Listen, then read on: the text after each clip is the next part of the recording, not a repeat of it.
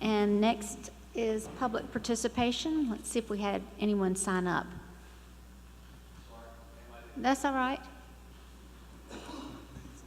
We're still enjoying the report from Mr. McAllister.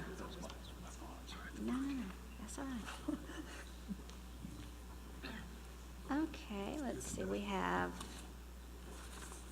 Looks like we have three speakers. The first is John Childs to talk about Dutch Fork volleyball. While you're walking down, we'll read about our policy. The board welcomes and encourages public participation. We respectfully ask that you adhere to the procedures and the decorum provided in our board policy, BEDH, public participation at meetings. Your comments should be limited to 3 minutes. Questions asked during public participation and placed in writing will receive a written response in a timely manner. And Mr. Harris over here has some cards that he will show. I can't see the cards yet. Absolutely. So go ahead, please, Mr. Childs.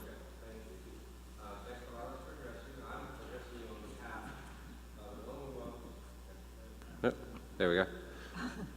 I get to start over on the clock. All right. Okay. Anyway, I'm here on behalf of overwhelming majority of the players and families of the Dutch Fork volleyball program, which are seated right here behind me. I know that you're in receipt of some transcripts from the Facebook pertaining to the termination of our Dutch Fork volleyball coach. I know that you just got them, and it was about a racist post. And I know that since you just got this, you probably don't have any answers to those questions, but I know that you'll take your due diligence. I know that our esteemed HR person is part of this, and we'll take care of that. We, of course, want to wait for you to get this resolved as soon as possible because we're in the middle of spring practice, and we not only don't have a coach for our volleyball team, we don't have one for our C team or our JV team as well.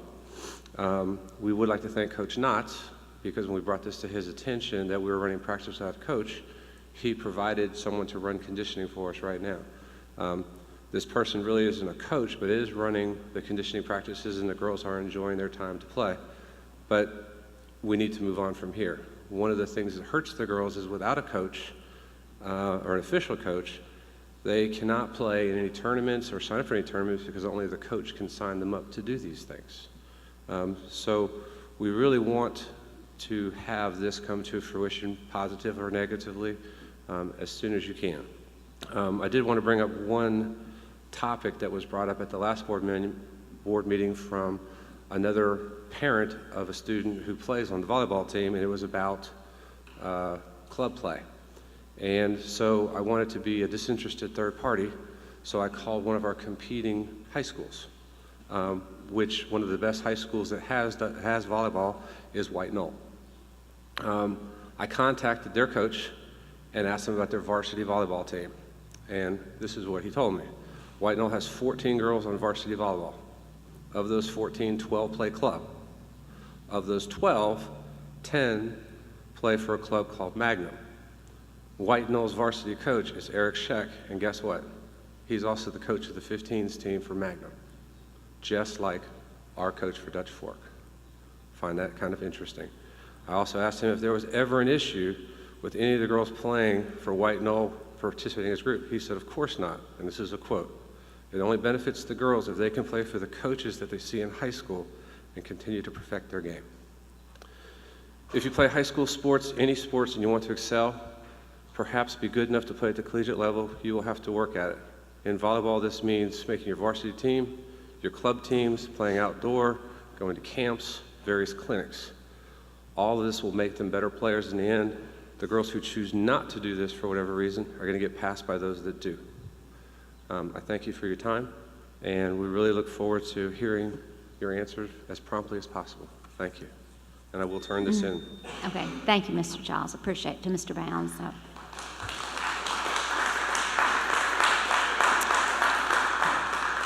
The next is Arlene DeNicola to talk about the Dutch Fork volleyball.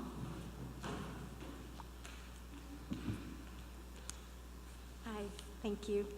I also wanted to come out in support for Sue Dillon and to say a couple of words. I don't know what evidence has been presented and what was considered the cause for her dismissal, but I have heard speculation that it had to do with favoritism for her Lake Murray Volleyball Club that she co-founded and racism. And I just wanted to touch on those real quick, knowing her personally and knowing her family. My daughter is a 12-year-old who played with Lake Murray Volleyball Club, and we found out about the club through Sue, through Dutch Fork High School when I was there registering my son for his freshman year.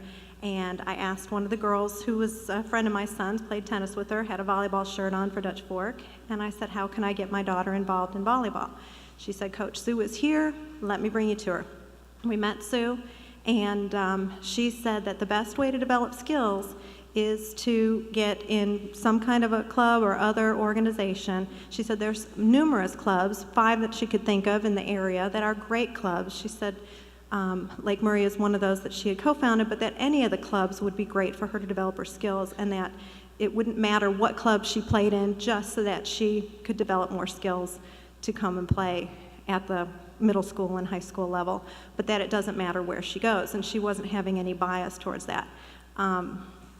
Then the other thing I wanted to address was I had heard that there was something racist, which I had just been out to dinner with her family, and I said, well, that's crazy. When I talked to her sister, I said, her brother-in-law is black, her nephews are black. I said, you know, having a black niece, I know what it's like to have family. I'm like, it becomes personal there. How could she be racist? I asked her daughter recently, and she just shook her head and said that it's ludicrous because people don't realize that her family is white, black, and biracial. So where would racism come into it? So I just want to address those issues because I didn't know if people were aware of you know, who she was as a person and to vouch for her character. And I don't know how much that plays into the situation and the personnel issue that's going on. I know it's confidential and you can't share things, and I absolutely respect all of the board members. And I know that you'll take into consideration the evidence and the facts that are presented, and I appreciate your time. Thank you. Thank you very much, Ms. Denicola. And the last public participation, Ms. Murphy, talk about capital projects. Good evening. I think it was very telling to see the report that Keith McAllister gave just a little while ago on basically the condition of our schools. There was no reason for our older schools to be in the conditions that they were in. So I'm thankful that you have brought them back up to par and have done more. But there were funds available, capital funds, to maintain and renovate those schools. And instead, District 5 used those funds to build new schools. Now it seems that history may be repeating itself. Capital funds are being used to build the new middle school. You have budgeted those funds, and that's taking away from funds that were specifically designated to keep up with our existing schools. So I ask 2 things. Do not allow our schools to get in the condition that they were once in. There's no excuse for that.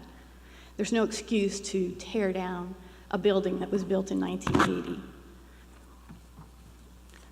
particularly when there are funds available to keep them up. Number 2, please do not use the capital funds for new schools. Put new schools out for a vote to the public in a bond referendum, therefore reserving the capital funds specifically for what they were intended to be used for, maintaining our existing schools. Thank you very much. Thank you. All right, that ends our public participation.